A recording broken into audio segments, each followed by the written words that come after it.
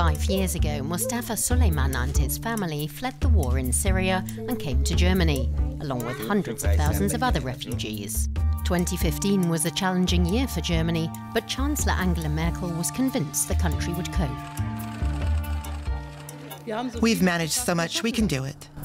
But many refugees have struggled to build a new life here. In 2015, we accompanied the Suleimans on their long journey from Syria to Germany. Now we want to find out more about how they're faring.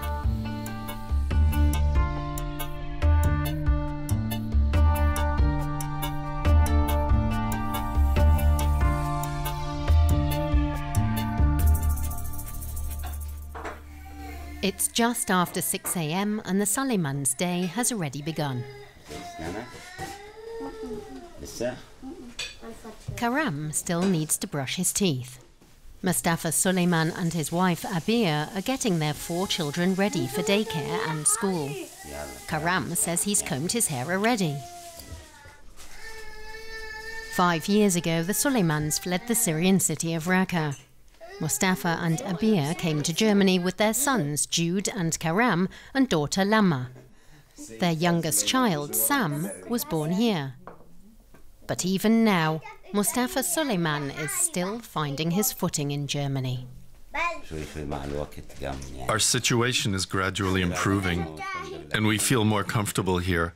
I still wouldn't call Germany my new home, but I'm getting more used to life here, and I'm starting to understand better how things work. The family still depends on financial assistance from the state. Abir Suleiman is surprised at how long it took to settle in. They struggled with the German language, the bureaucracy, and finding a place to live. Sometimes it feels like we've been here more than 5 years. We've been through so much in this time. We spent 4 years looking for an apartment, moving every few months. It was hard. But when I see our children going to school, it seems like time has passed more quickly than that. Time to get underway. The children like going to school.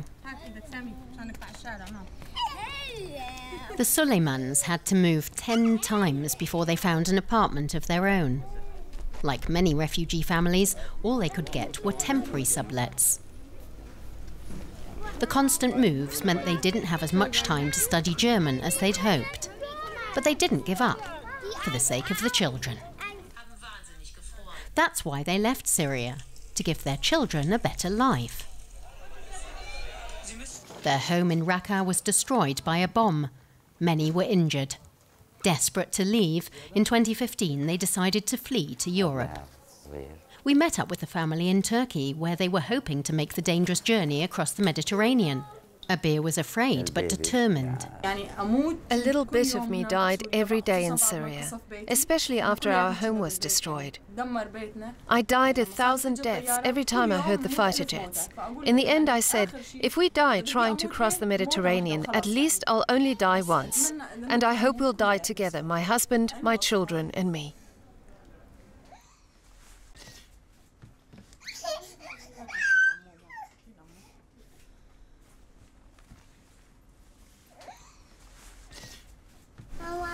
Mama, what's wrong? Nothing, sweetheart. May God protect you. May God protect you. Like thousands of Syrians that summer, the Suleimans had hoped to reach Europe, but found themselves unable to enter the EU. Images of stranded refugees made headlines around the world. The German government decided to take them in. A record 890,000 refugees arrived in Germany that year. The Suleimans are grateful that they are in Germany, but getting here was an ordeal they won't forget anytime soon.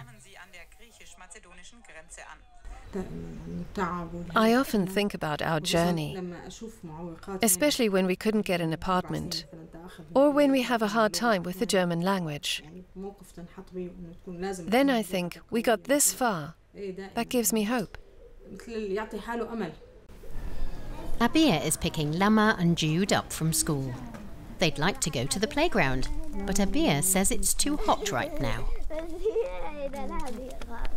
It's just after lunch. Abir is proud of her children. They've settled into their new lives quickly, making friends at the daycare centre and at school.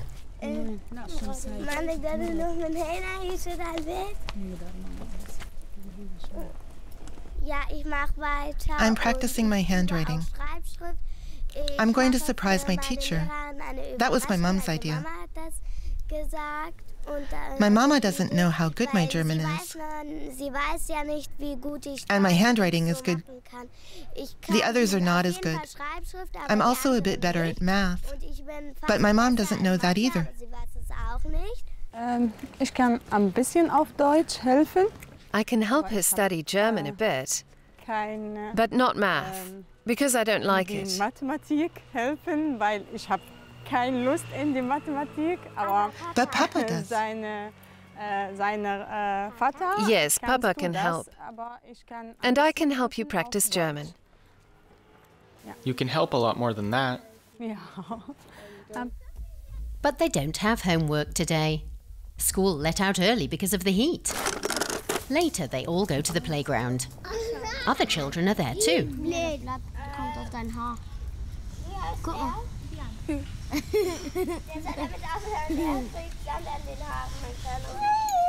The Suleimans have many friends in the neighborhood who help whenever they can.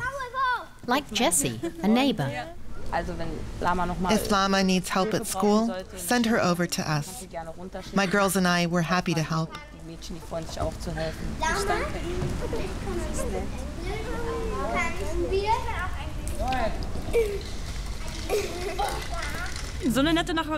I've never had such a nice neighbor before.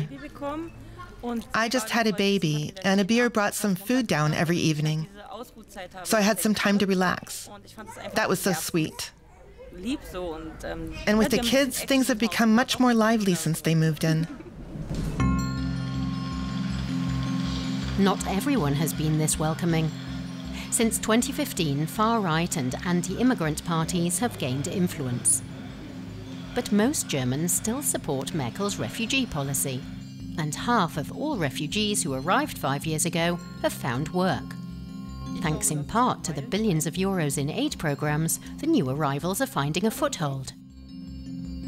Mustafa is still struggling to learn German. He has a hard time studying. The Syrian war inflicted invisible wounds that have yet to heal. 5 years on, he's still traumatized.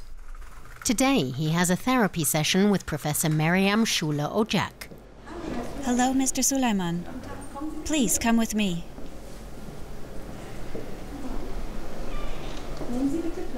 Have a seat. Today, your appointment is with me, as your regular doctor is on holiday. Is that okay? Okay, no problem. An interpreter helps him share his feelings. Mustafa says his mother died in Syria 2 weeks ago. He's haunted by the fact he couldn't be there with her.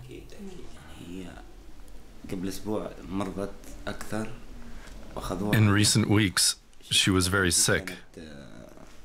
And then she was taken to the hospital. I tried to speak with her, but she could no longer talk. And she didn't recognize me anymore. Mustafa was just 14 when his father died. As the oldest child, he took on a lot of responsibility. His mother raised 9 children on her own. She must have been a very strong woman. A very strong woman. Yes, very strong. You've experienced a lot of terrible things and borne a lot of pain. But I think you're doing well now. Keep looking into the future and concentrating on yourself and your children. You can be proud of yourself.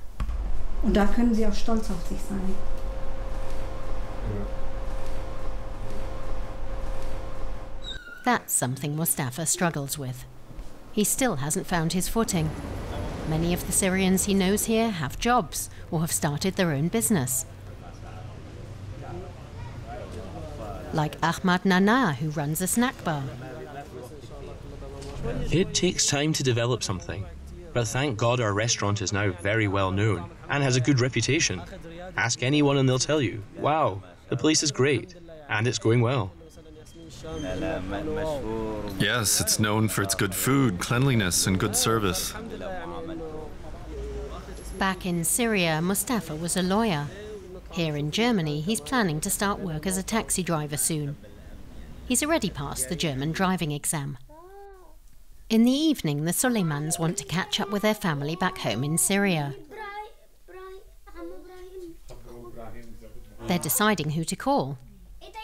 The boys want to call Noor, but then they decide on Uncle Karim.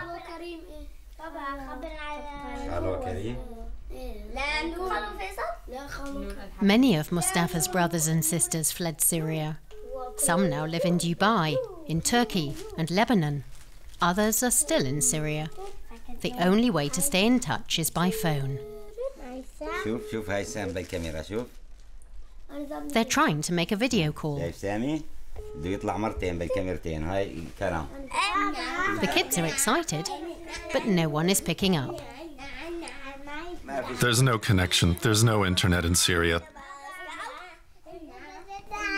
Little Sam is still hopeful, but today the call won't go through. For the Suleimans, their children are their pride and joy. They're still little, but they have big plans for the future.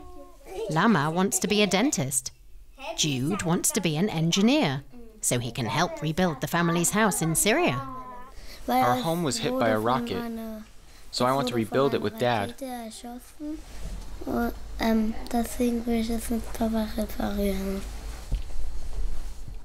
Mustafa has been through a lot, but there is a lot of love and joy in this family.